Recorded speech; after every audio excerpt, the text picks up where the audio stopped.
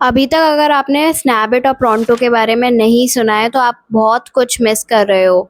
Blinkit और Zepto से आपको 10 मिनट में ग्रोसरीज तो मिल जाती हैं, लेकिन अब स्नैपडील और प्रोंटो की हेल्प से आपको 10 मिनट में बाई भी मिल जाएगी। जब हम क्विक कॉमर्स की बात करते हैं तो हमारे दिमाग में सबसे पहले ब्लिंकिट और ज़ेप्टो का ही नाम आता है, जो कि 10 मिनट में हमारी कोई भी डेली एसेंशियल्स हमें प्रोवाइड कर देते हैं। लेकिन जब बात बाई या वर्कर्स की आती है जो कि हमें हेल्प कर दें, तो उसके लिए इंडिया में 2 नए स्टार्टअप्स खुल चुके हैं, स्नैपडील और प्रोंटो। यू वोंट बिलीव, पर pronto literally 18,000 daily bookings crack कर चुका है। इसकी फाउंडर सिर्फ एक 23 ईयर ओल्ड, जिनका नाम है अंजलि सरदाना, उन्होंने रिसेंटली $25 मिलियन की फंडिंग उठाई है। अंजलि ने रिसर्च किया कि इंडिया में डोमेस्टिक हेल्प का मार्केट 1.5 लाख करोड़ का है, बट सबसे बड़ा पेन पॉइंट लोगों का है रिलायबिलिटी। और इसी का सॉल्यूशन निकाला अंजलि ने। उन्होंने माइक्रो हब्स बनाए, जैसे ब्लिंकिट के डार्क स्टोर्स होते हैं, जहाँ पे इनके वेरीफाइड वर्कर्स वेट करते हैं। इनका सबसे बड़ा फीचर है इंस्टेंट बुकिंग का।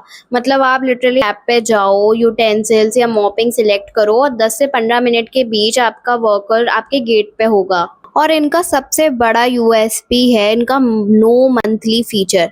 मतलब आपको मंथली बेसिस पे पेमेंट नहीं करनी है, ना कोई कॉन्ट्रैक्ट है। जब भी आपको ज़रूरत हो, ऑन डिमांड आप सर्विसेज ले सकते हैं और उसी बेसिस पे आप पे कर सकते हैं। लेकिन प्रोंटो इसमें एक अकेला प्लेयर नहीं है। हमने एक वीडियो और बनाई थी जिसमें मैंने स्नैपडील के बारे में बात करी थी, जो कि सिमिलर सर्विस प्रोवाइड करता है और इसी फील्ड में है। लेकिन अब आपके माइंड में आ रहा होगा कि स्नैपडील और प्रोंटो में मेजर डिफरेंस क्या है। अगर मैं बात करूं स्नैपडील की, तो स्नैपडील की शुरुआत आयुष अग्रवाल ने करी थी, जो कि ज़ेप्टो में काम कर चुके हैं, इसलिए उन्हें क्विक कॉमर्स की रग-रग से वाकिफ़ हैं। वहीं प्रोंटो अभी कोशिश कर रहा है कि वो 24/7 सर्विसेज अवेल करा सके। इसका मतलब है कि दोनों ही खिलाड़ी मंजे हुए हैं और स्नैपडील एक थोड़ा बड़ा स्टार्टअप है in comparison to Pronto. But ये चीज़ इतनी मैटर नहीं करती, क्योंकि प्रोंटो का भी ईयर ऑन ईयर ग्रोथ 20% से ज़्यादा चल रहा है। बट ये बिजनेसेस पैसे कैसे कमा रहे हैं? इनका एवरेज ऑर्डर वैल्यू 120 से 130 के बीच होता है। एंड ये कोशिश करते हैं कि जो अपने वर्कर्स हैं उनको 10 मिनट के डिस्टेंस पे ही रखें, ताकि जो टाइम है डिस्टेंस का वो कम हो।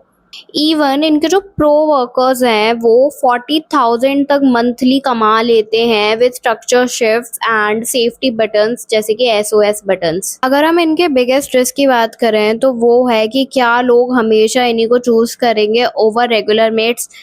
फाउंडर्स और इन्वेस्टर्स को लगता है कि ऐसा ज़रूर होगा, बिकॉज जो अर्बन सिटीज़ हैं उनमें कन्वीनियंस सबसे ज़्यादा मैटर करता है। लोग अपना कन्वीनियंस चूज़ कर रहे हैं और मेड ऑन डिमांड की सर्विसेज लिटरली स्काई रॉकेट कर रही हैं। स्नैपडील और प्रोंटो जैसे स्टार्टअप्स लिटरली जो बैचलर्स और वर्किंग कपल्स हैं उनके लिए फेवरेट बन चुके हैं।